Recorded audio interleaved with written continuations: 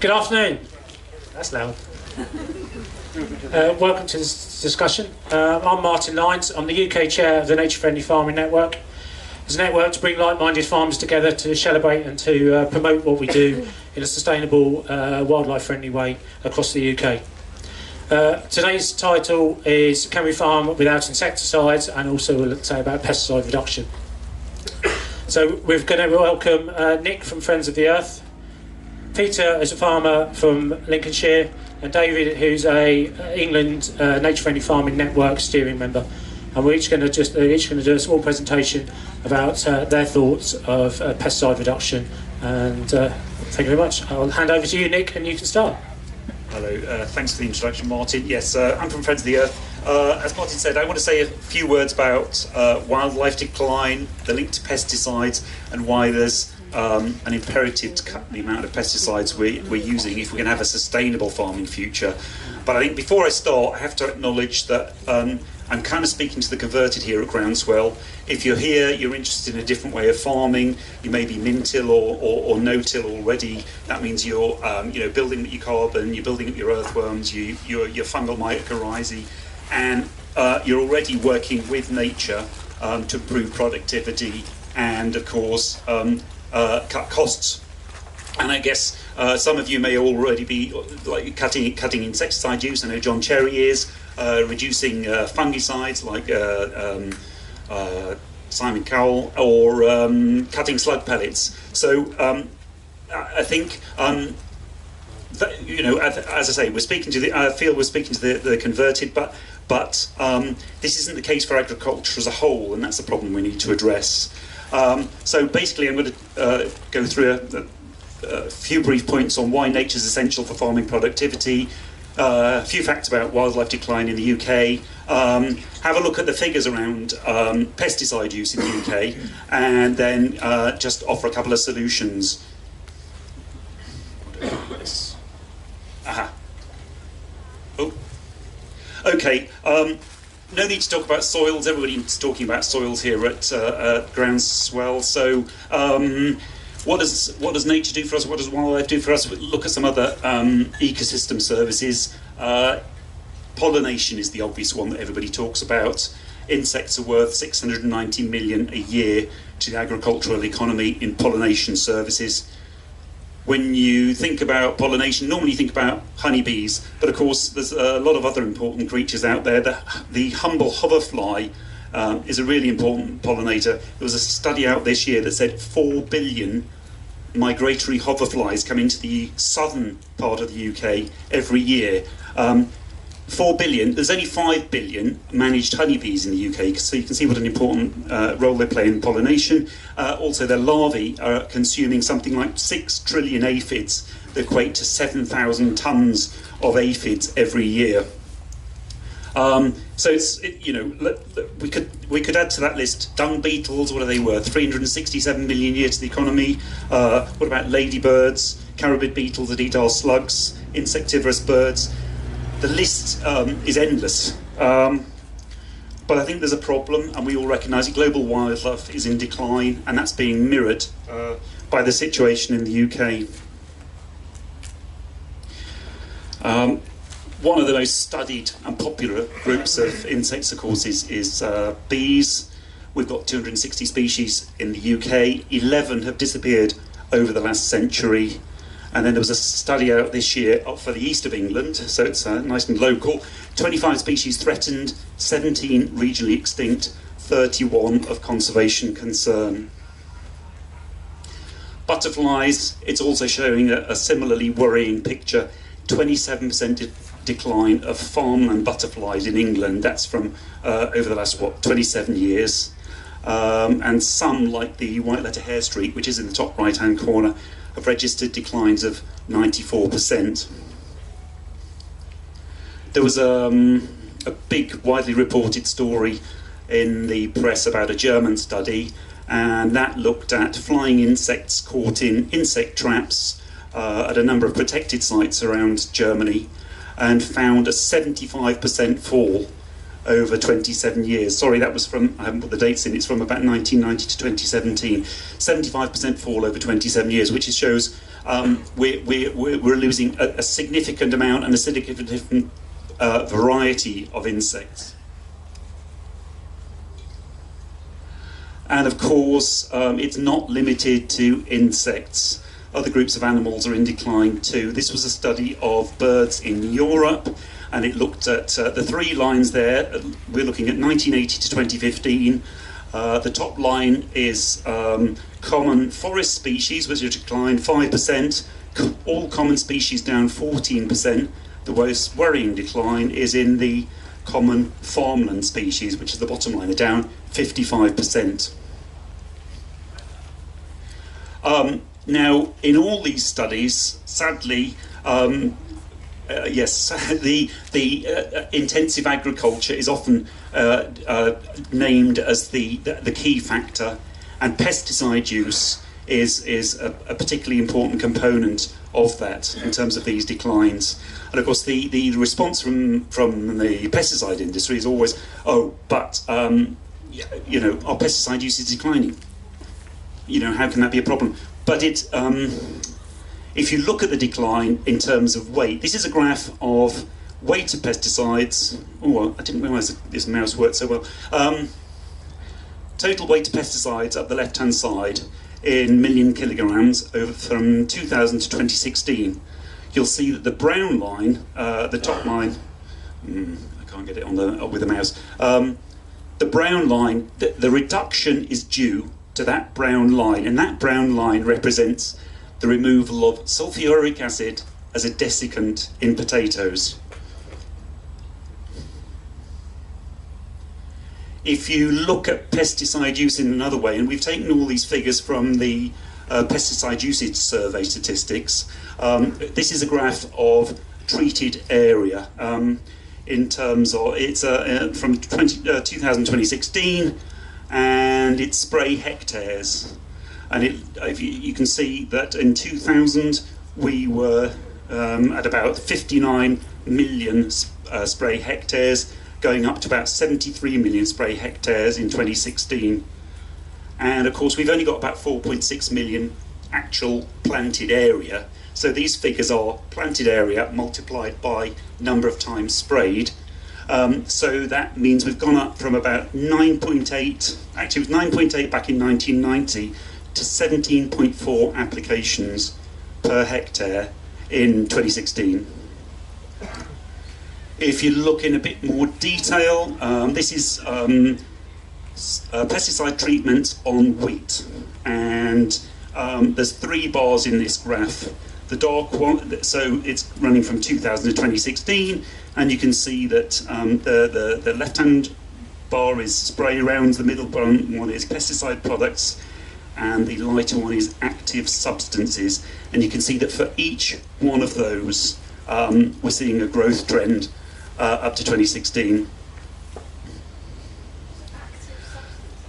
Actives, yes, each product, a pesticide product, may have a number of different actives within it.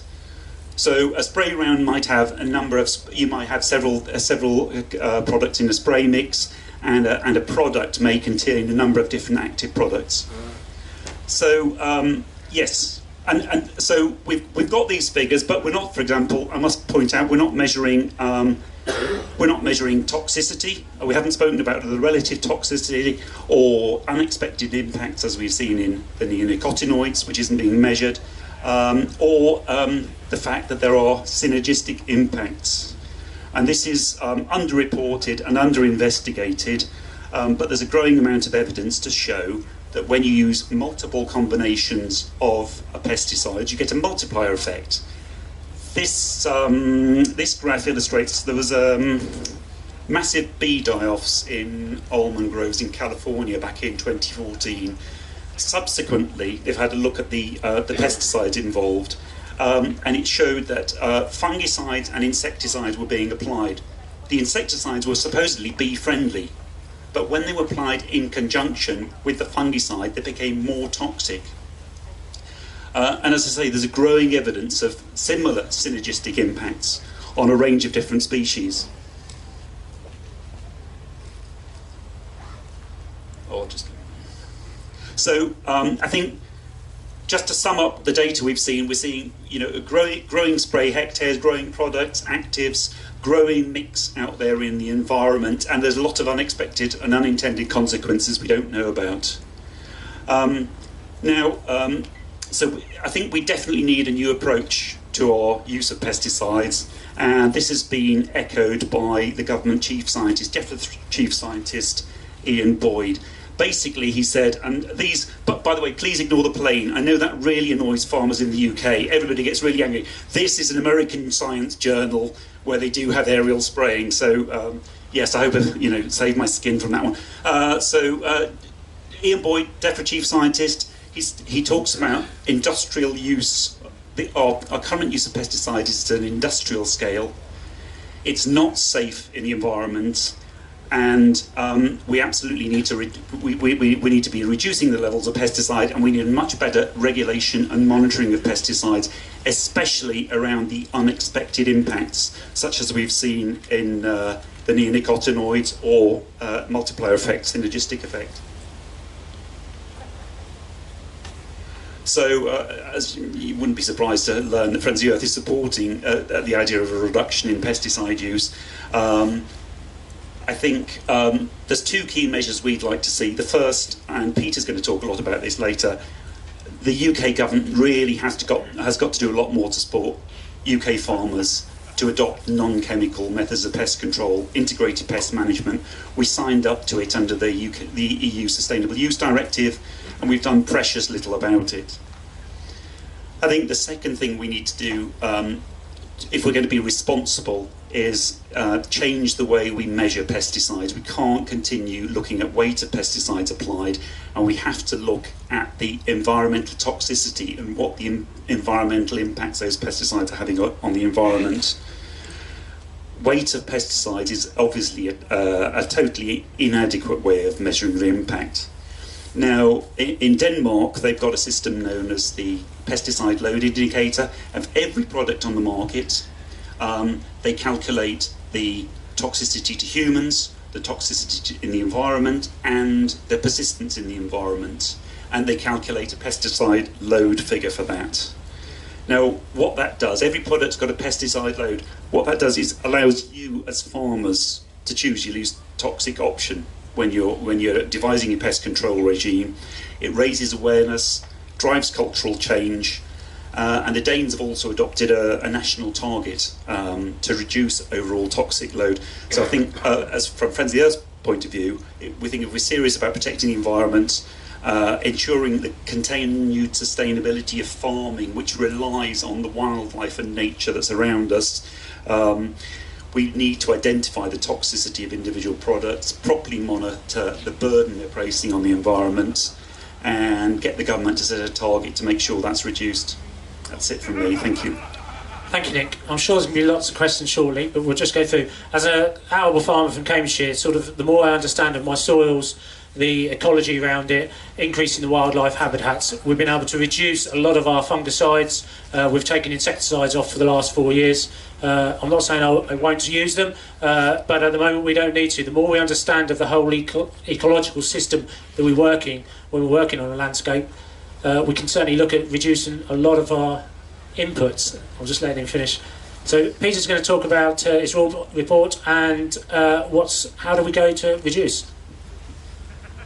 Thank you, Martin. Well, yeah, I had this curious situation. Yeah, you're right.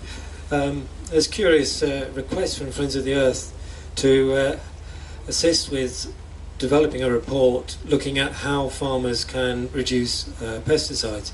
Why it's curious is because I'm a farmer who uses pesticides, hopefully sympathetically and responsibly, but it was an odd partnership between an NGO that quite rightly has a position on pesticide use and a farmer who tries to use them and is more interested in protecting his crops than most.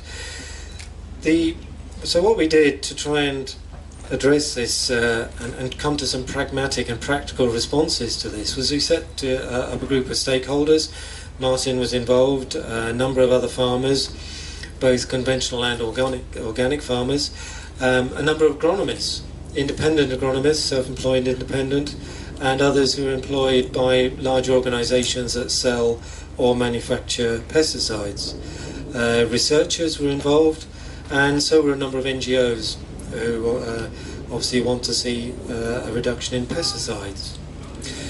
And this coming against the background of the evidence of an increased pesticide use on our farms, evidence of a decline in wildlife that Nick's been talking about, and especially that decrease in insect numbers that would lead on to a decrease across bird life and other important indicator species. And also mindful that the EU Sustainable Use Directive and the United Nations are promoting a reduction in the amount of pesticide we're using and a promotion of integrated pest management. Brexit, yes, I've got to say the B word, and what the British government is going to do after Brexit when it's publishing its, if and when it gets around to publishing its agriculture bill. It's going to be an old document by the time they get around to that. So what we tried to do was to explore the barriers to and the drivers for the adoption of integrated pest management and a meaningful reduction in the use of pesticides.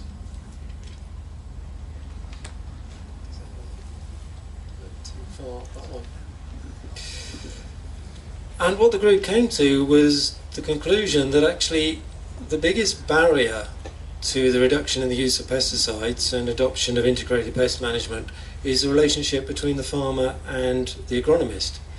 And bizarrely, the biggest driver towards the reduction of the use of pesticides and the adoption of integrated pest management is the relationship between the farmer and the agronomist. This seems to be absolutely key to how we work on our farms and deliver a genuine reduction in pesticide use. The agronomists were telling me that quite a lot of the time the farmer's not properly engaged, or the farmer's making decisions without the agronomist, and we'll end up with a fire brigade situation where the varietal choice is wrong, the cultivation is wrong, the rotation is wrong, and the poor old agronomist is meant to sort the mess out at the 11th hour.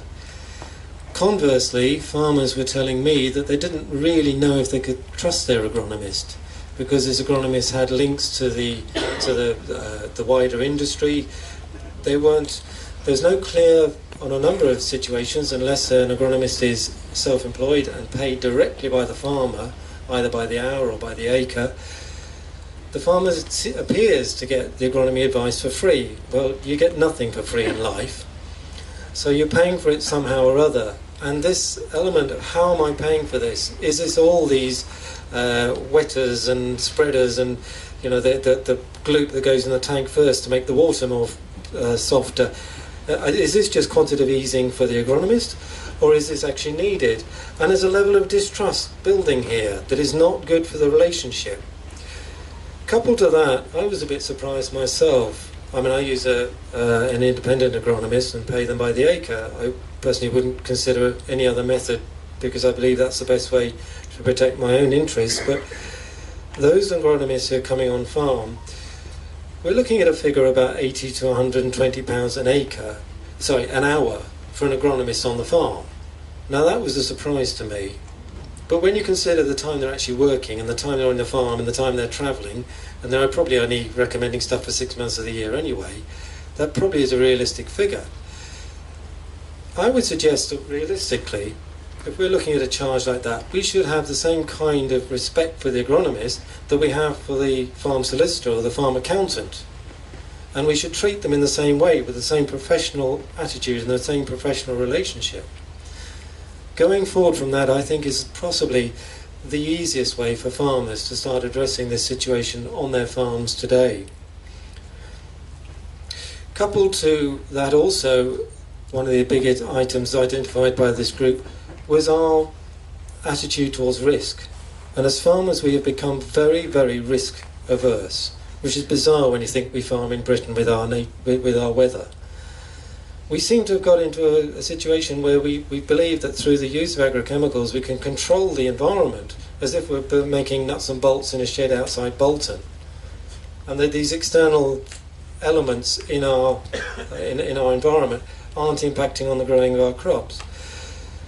in some ways that has been the promise that agrochemicals have offered us. It's failing now, as we well know, with all the problems that we're discussing. But we have to get away from that, and I think as farmers we have to be able to make a more informed risk judgment. We have to stop using agrochemicals as an insurance policy, and then we've got to understand that we've got to accept a bit more risk, and we've got to work that risk with the agronomist so that we're making informed decisions about the likelihood of risk to our crops, and then probably trying to mitigate those risks long before it becomes a real problem. In many ways we need to be about 2 years ahead, and those of you who farm organically will probably know exactly what I'm talking about. We need research, because we can't do anything as farmers without research, and research sets out the direction that farming goes. If the research isn't there, then we're going to struggle to move forward from the position today. And we have some of the best researchers and the best research organisations in the world right here in this country, but I don't think we're asking them the right questions or asking them to deliver the right traits for our farms and the right benefits to our farms. Conventional plant breeding has moved forward enormously in terms of what it can deliver for us. I see there's a BYDV tolerant, is it barley or wheat variety available now? That's a massive step forward, and potentially a huge reduction in the amount of pesticide we would need to control aphids in the autumn. We need cultural and mechanical alternatives. Well, that's what this show's all about. And robotics have got a real possibility on our farms, but only if we understand how we're using them. We don't want a robot to walk into the field, take out every weed in the field, and then there's no habitat for beneficial insects. We don't want the robot to go in the field and take out every aphid in the field, and then our beneficial insects starve. We've got to understand that this technology needs to be used more sympathetically, more creatively. Yes, the robot can go in, take the aphids down to threshold levels. They're not economically damaging, but they are a food source for beneficial insects.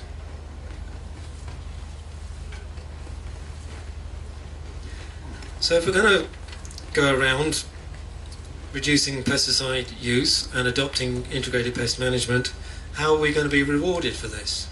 Well, the first and most important thing is we need a profitable methodology of farming. A lot of us are struggling to make a decent living at the moment and a decent return on our time and investment in terms of farmland and machinery. And if you've seen the price of those drills. And a French study we looked at during this process indicated that as an average across France, the pesticides used could be reduced by about 74% without actually reducing the productivity of those farms. Now, if you could take 74% of your pesticide bill off this year, I suggest you could probably have a damn good holiday somewhere with that money. We need DEFRA to set out a clear national plan on pesticides and a clear way forward, and to tell us exactly what they believe that they need. We need DEFRA to define what they mean by pesticide reduction and the adoption of integrated pest management. And with real opportunity with the agriculture bill moving forward to reward farmers through those schemes, but I think in order to make space for that, we do need to wind up the voluntary initiative, set up about 15, 20 years ago with the threat of pesticide tax. It has been successful in the fact that we don't have a pesticide tax. It's been successful that we have MOTs for our sprayers, which probably were needed, and it's successful that our spray operators are registered. But beyond that, it has singly failed in its primary object, which was to reduce the amount of pesticide we use and to promote the introduction of integrated pest management. Against that failure, I think we need to wind up the voluntary initiative. And as Nick was saying, we definitely need a new metric on how we measure pesticide and the impact of the pesticide in the environment. As Nick was saying, the only way forward, I believe, is to take that coefficient of the impact of an individual pesticide on human health, the impact on non-target flora and fauna, and its persistence and longevity in the environment. And through combining those three, you get a far better indication of how damaging that pesticide can be. In Europe, that's been used to develop a tax. I think that as farmers, we could actually use that to increase our knowledge and when we're making a decision, which pesticide am I using? If I use this one, it costs a bit more money, but it's going to take out every beneficial insect in the field. If I use that product, it costs me a bit less, but there's a chance those beneficials will survive. We can manage it better. Just putting a skull and crossbones on every single can in my spray shed does not inform me of anything. It's not telling me what I need to know as a farmer about the impact of the product in the can. So moving on quickly to next steps. This goes actually beyond where the report that I put forward for Friends of the Earth finished. But I believe our next steps are that government has got to take a lead in helping farming reduce pesticide use and adopt integrated pest management. To my mind, that is government's job. It's government's job to govern, and it's the job of unions, and it's the job of the NGOs to lobby. And in that way we get a sensible way forward. I believe this voluntary initiative type structure, where we as farmers become judge, jury, executioner, plaintiff and everybody in between, is no real sensible way of trying to move forward, and certainly if we want to take public support with us. And I would suggest that what we need now, particularly after the failure of, or I don't know about the failure, but a couple of the major government committees looking at pesticide use, the NGOs have recently walked away from those. So I would suggest that what we need at this time is a new stakeholder group, which is specifically targeted by DEFRA to implement integrated pest management, to oversee the research and knowledge transfer needed to make a meaningful reduction in pesticide use, and importantly to ensure profitability and productivity from our farms. Those of you who can't sleep, the full report of my report is on the Friend of the Earth website, and you're very welcome to read it. If you get past the first page without falling asleep, I'll be very surprised. But thank you very much, and I'll pass you back to Martin. Thank you very much, Peter. As someone who participated in the report, it was quite enlightening and interesting to see the wide range of different people there, but how much common language and common understanding there was between the whole different people there, and thank you for that. Next we'll move on to David, who's a farmer and gives a farmer's perspective of his pesticide use and possible reductions. Thank you, Martin, and good afternoon, everyone. I think we need to keep in mind here what we're trying to achieve by what we're talking about. For me as a farmer, I farm in North East Essex, I want to lower my costs and I want to protect my vital resources, and that is obviously the soil and the wider environment. But for wider society, we need to address the obvious concerns about the loss of biodiversity. A quick little bit about me. I farm, as I say, North East Essex, with a mixture of soils, mostly heavy London clay, and we've been practicing conservation agriculture now for 4 years. We've been direct drilling, using cover crops, and we've changed to a very diverse rotation, of which about 1/3 is spring cropping. As a result of that, we have reduced our pesticide usage by about 50%. Our local birder has said that we've got high numbers of birds on the farm. My wife, who's a consultant ecologist, tells me there's much more insect life. But when we actually discuss this, my wife and I, around a kitchen table, it's quite interesting because both of us are actually pretty sure that this improvement in biodiversity is actually as a result of the increase and better management of the habitat that our system provides, rather than the actual reduction in pesticide use.